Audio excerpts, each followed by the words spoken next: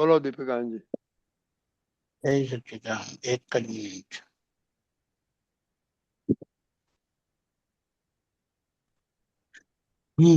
કિંચિત માત્ર ક્લેશ કરવા જેવું આ જગત નથી. 22 માર્ચ.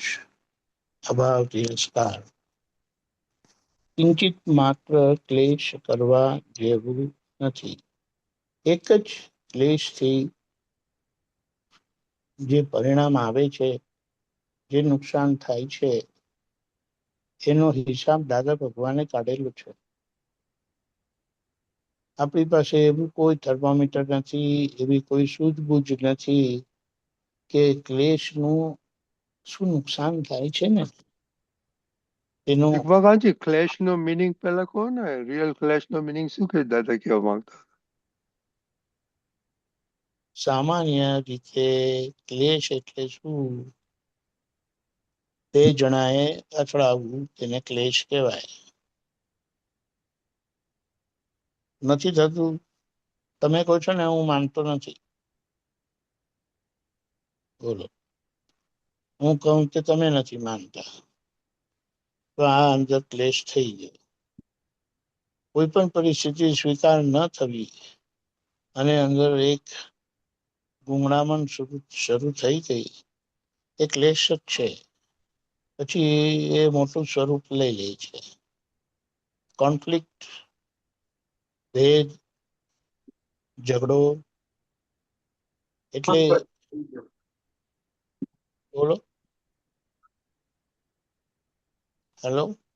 હા હા, બોલો આત્માઓ, એટલે બોલો સરોજબેન. કહેવાનું શું છે ને કે આજે આ યુદ્ધ ચાલે છે અને આપણી અંદર કંઈક પણ નેગેટિવ સ્પંદન ઊભું થયું તો એ ક્લેશ છે. બે જણા ઝઘડે એમાં ત્રીજાને ક્યાં વચ્ચે આડું ઓળું કંઈ પણ કરવાનું થાય છે, પણ ખબર જ નથી શું કરે છે તે.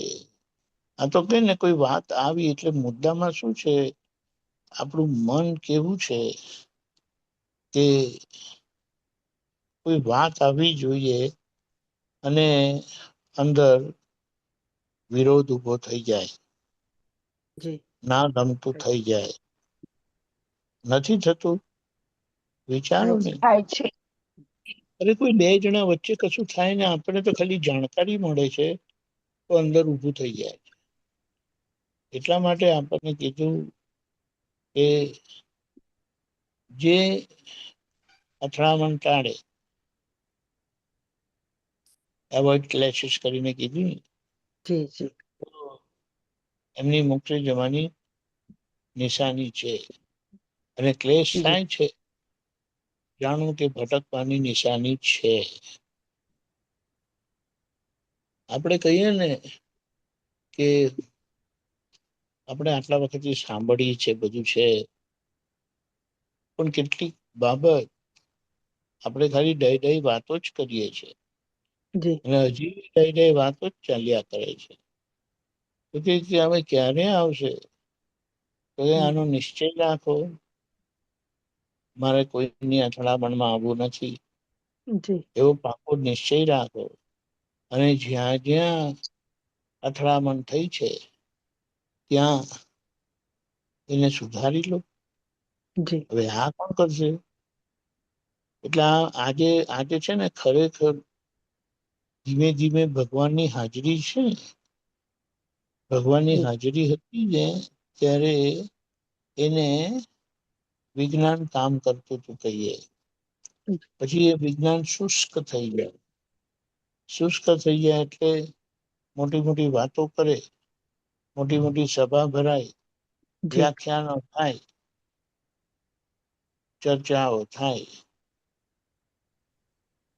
પણ પરિણામમાં ઝીરો. ત્યારે એ જ શુષ્ક જ્ઞાન એમ કહીએ કે ભગવાનની હાજરીમાં કામ કરતું થાય છે. એ કામ જ્ઞાનની કિંમત છે અને આપણે પણ એ ફોકસ કરીએ કે હવે ખાલી વાતો નથી કરવી.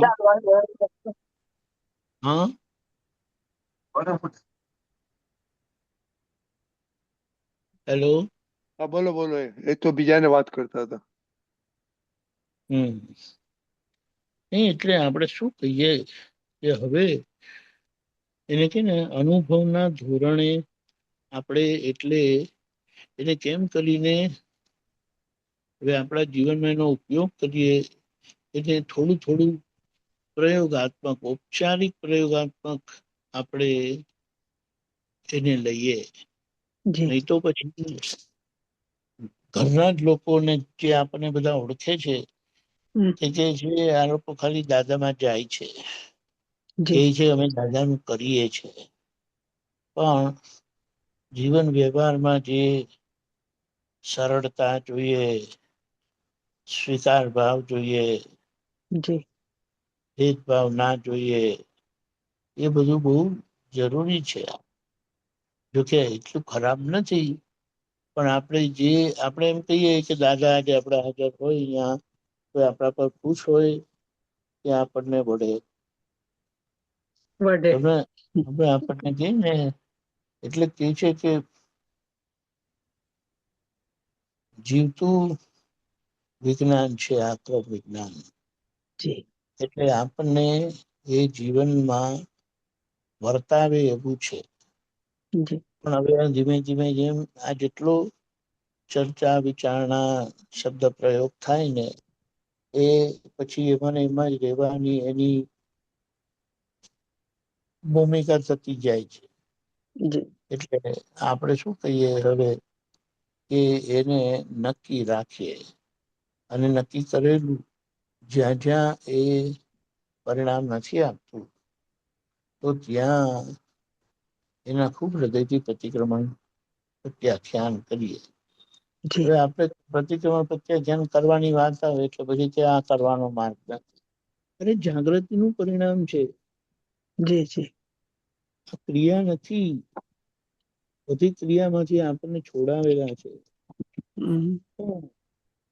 આપણે હવે એનો સ્વાદ આવવો જોઈએ. આપણા ઘરમાં એનો સ્વાદ આવવો જોઈએ. આપણે સાથે બધા રહીએ છીએ ત્યાં એનું પરિણામ દેખાવું જોઈએ. નહીં તો એનો મતલબ શું કહેવાય એ બોલો. કશું નહીં.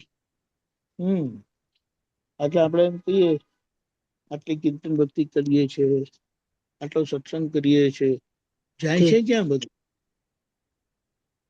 એટલે ક્લેશ એ જ પહેલી વાત આપણને વ્યવસ્થિતનો સ્વીકાર અને પરિસ્થિતિનો સ્વીકાર, વ્યક્તિ સ્વીકાર, ત્યારે એનું કઈ પરિણામ કેવા હશે. એટલે કિંચિત માત્ર પણ ક્લેશ થાય ને, દાદાએ કીધું કિંચિત માત્ર ક્લેશ કરવા જેવું જગત નથી. એટલે વિતરાગ ભક્તોએ, તીર્થંકરોએ, જ્ઞાનીઓએ અને વિશેષ કરીને દાદાએ જયારે આટલું સ્પષ્ટપણે કીધું છે તો એમણે કેવું જોયું હશે જગત. એટલે એ વારે વારે કહેતા હતા એ અમે જે વ્યવસ્થિત જોયું છે એમાં કોઈ મીન મેક નથી. હવે આ વાતને એક જ વસ્તુ છે, એટલે આનામાં આપણે એમ કહીએ કે આપણું જીવન તપમાં જાય છે કે નથી જતું, એની તપાસ રાખવા જેવી છે. એટલે તપ છે તો જાણવું કે જ્ઞાન વપરાઈ રહ્યું છે. અને ખાલી વાત જ છે અને આપણા થકી બીજા તપે છે તો ત્યાંય જાણી લેવું કે એ તો બહુ મોટી વાત છે. એટલે કે બહુ મોટું જોખમ છે. આપણે ખાલી તપતા ના હોય તો સારું, પણ પાછા બીજા તપે. આમ તો પોતાએ આ જ્ઞાન જ એવું છે કે આપણને તપમાં રાખે. દાદા કે 24 કલાક અમે તપમાં હોઈએ અને તપમાં રહીએ છીએ. એનું પરિણામ શું, તેનું માપ શું કીધું કે અમે પ્રસન્નચિત રહીએ છીએ. આ જ્ઞાન તપ કરાવે એવું જ છે, પણ કોઈને દેખાય અને તપાવે એવું નથી. અમુક વાત તો આપણે દાદાની સાંભળીએ છે ને તો એમ થાય કે શું કહીએ દાદાને હવે. એટલે દાદા જીવીએ, દાદા સમજીએ ને દાદાને પી જઈએ એવી રીતે નહીં, પણ એમને હવે કેમ કરીને આપણે કે એને શું કહેવાય દાદાને પચાવી જાણીએ. નહીં, જ્યાં સુધી જીવન વ્યવહાર આદર્શ નથી થતો ને, પ્રેક્ટિકલી આપણે કહીએ ને, કોઈ વેલ્યુ નથી. પેલા કે ખાલી વાતો કરવાની, એવું છે. એટલે આપણે શું કહીએ કે મહાત્મા તો કોને કહેવાય કે જેની સુગંધ આવવી જોઈએ. તો આપણે જાણવું કે સુગંધ આવે છે કે નથી આવતી, કે આવવા માંડી છે. એક જ વસ્તુ છે. હા, આવવા માંડી છે. આવવા માંડી છે ને, તો બસ તો બરાબર છે. આવવા માંડી જોઈએ. દિવસે જો એ સુગંધ નહીં આવે તો આ બધી આ વાત તો મતલબ ક્યાં રહ્યો પછી. સાચી વાત છે. એવું છે. એટલે આપણે કહીએ કે બીજાના શ્વાસે જીવે એ મહાત્મા કહેવાય. જી જી, સાચી વાત. બીજાના શ્વાસે જીવવું એટલે આપણે જીવીએ એવી રીતનો શ્વાસ લઈએ ને કે સામા ગુંગળાય નહીં આપણાથી. હમણાં કેટલી વખત સામા ગુંગળાય છે આપણાથી? ના, નહીં ગુંગળા થાય તો બહુ સારું. બાકી હવે શું આપણું છે એવી રીતે હોય છે ને, સામાન્ય ગુંગળામણ થાય. આઈ નો, એ નથી થતી, પણ સાચી વાત છે. એવું છે.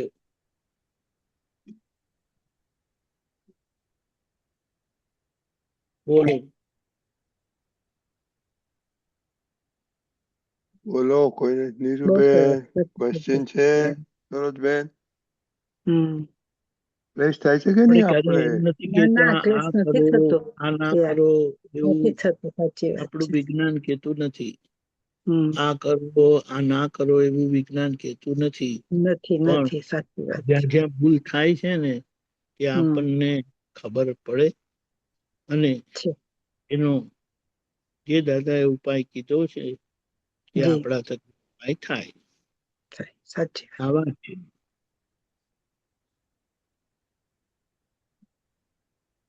ક્લેશ નથી થતો, પણ હવે સાચી વાત છે. સમજાય છે થોડું થોડું. બહુ સારું. Very good. જી, જય સચ્ચિદાનંદ. જય સચ્ચિદાનંદ. બરાબર. હાર્દિક જય નથી આવ્યો હજી. સચ્ચિદાનંદ. દીપકાનજી હાર્દિક નથી આવ્યો હજી. એમ શું થયું? આવશે આવશે. મુદ્દો આવો છે.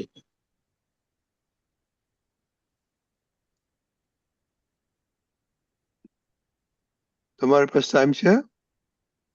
Yeah, I can. ઓકે. જય સચ્ચિદાનંદ. જય સચ્ચિદાનંદ. પ્રાત વિધિ.